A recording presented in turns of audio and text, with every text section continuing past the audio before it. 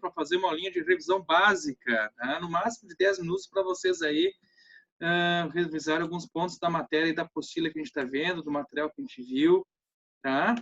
E olha só, eu gostaria de falar com vocês aí sobre o tema globalização. Então, só deixa eu pegar aqui no Zoom, que eu estou usando o Zoom, né? Eu não sou muito bom no Zoom. Eu vou só trabalhar alguns conceitos, né, com vocês, né, dentro daquilo que a gente já viu, dentro daquilo que a gente já trabalhou, né, mas já que estamos nos encaminhando para o fim da apostila, sempre é bom relembrar um tema que é decorrente aí do Exame Nacional do Ensino Médio, é decorrente também nos testes vestibulares.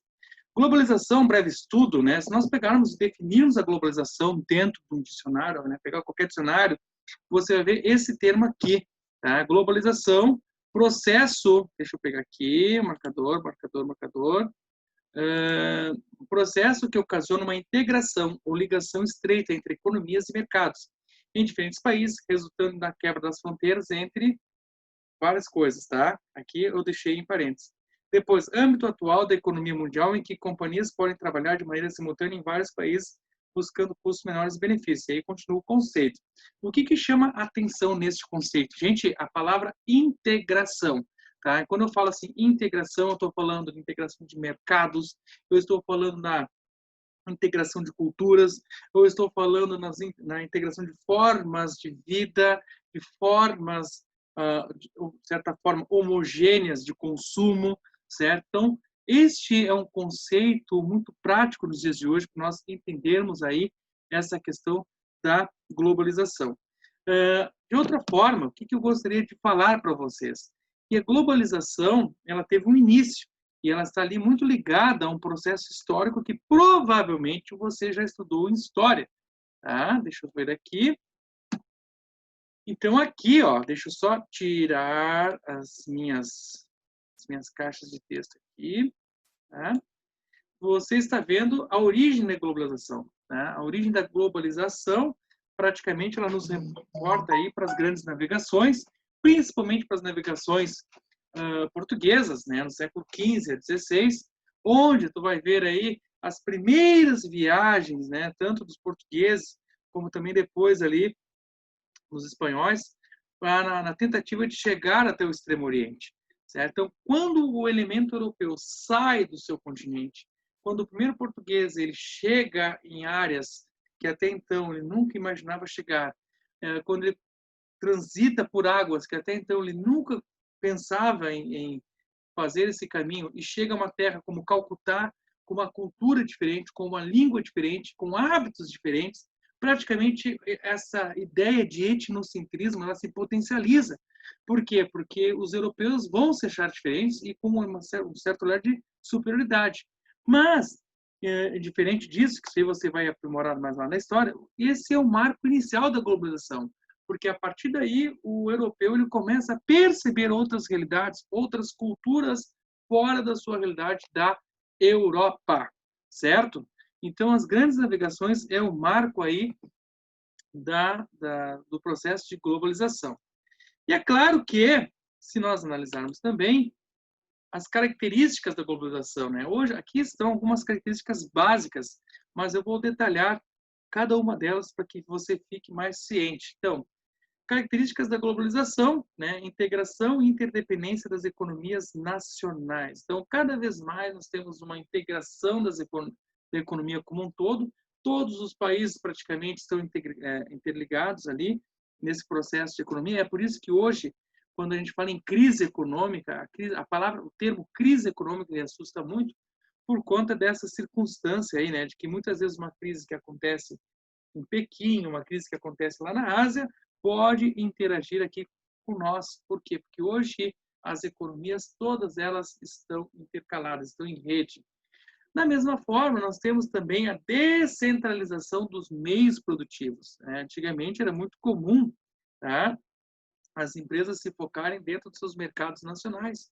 Hoje não. Então, por exemplo, eu tenho uma empresa aqui, a sede de uma montadora aqui no Brasil, né, que monta veículos, por exemplo. Eu tenho um outro parque industrial montado na Argentina, que faz uma parte desse veículo. Eu tenho uma outra base operacional na Nigéria e o centro de decisões dessa empresa na Itália. Então, isso é o grande marco, essa descentralização do universo produtivo. Tá? O que, de certa forma, vai desencadear uma consequência muito grande aí. Por quê? Porque isso vai mexer com as estruturas do mundo do trabalho. Né? Consequentemente, as relações entre empregadores e empregados, elas tendem a ser uma relação mais estremecida por conta dessa flexibilização em torno dessa questão da produção, uma vez que todos os operários irão trabalhar nos seus parques industriais, porém eles estão longe do centro de poder daquela empresa. Então, por exemplo, o empregado vai protestar reivindicando direitos, salário, ele nunca vai estar diretamente dialogando com aquela empresa, porque quem opera as decisões está provavelmente num país diferente. Isso é uma característica do contexto da globalização. Também nós temos aqui a mundialização do consumo, aquilo que é moda nos Estados Unidos passa a ser moda no Brasil, é consumido na Itália, também consumido na França, em outras partes do mundo. Então, acho que o consumo é uma bandeira muito forte da globalização. Também com a globalização, nós podemos observar uma globalização informacional, ou seja, a internet, satélites, celulares, cada vez mais o ser humano tem mais acesso ao universo da comunicação e cada vez mais as fronteiras elas ficam diminutas frente a esse grande poder que o ser humano tem de ampliar a sua comunicação em diversos lugares e por diversos meios, certo? A globalização cultural também é uma marca muito forte. Por exemplo, alguns anos atrás, ou melhor, há 100 anos atrás, ninguém sabia o que era budismo aqui no Brasil. Há 100 anos atrás, ninguém sabia o que era confucionismo.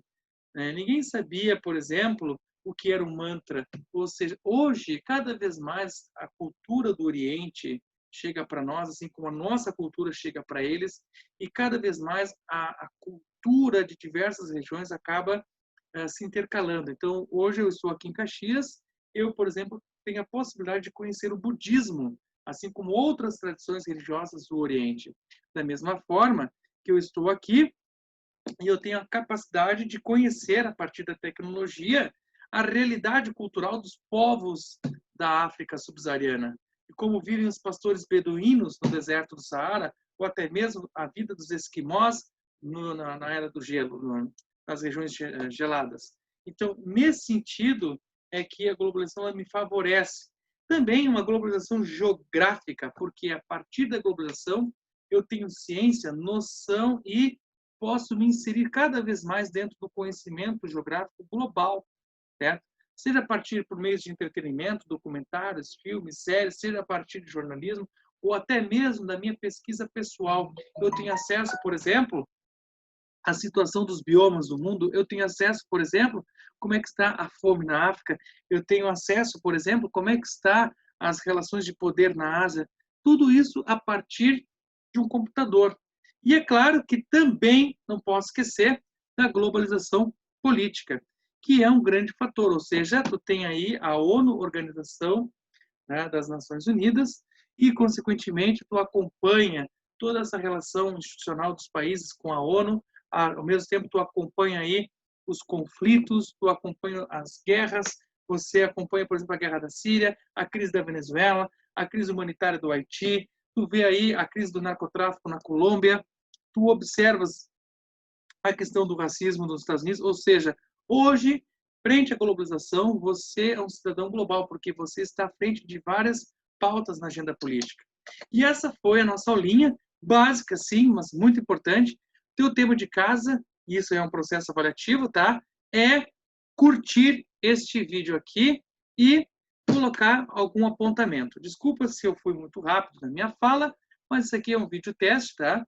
Porque não é gravado pelo Meet, pelo Zoom, eu vou postar hoje no YouTube. E eu só tenho 10 minutos, porque é da minha página pessoal, eu só tenho 10 minutos para postar como vídeo. Então, por isso que eu não posso me alongar muito. E também porque vídeo muito extenso fica chato, né, gente? Então, fiquem bem, fiquem com Deus e essa é a dica da revisão. Beijo, valeu!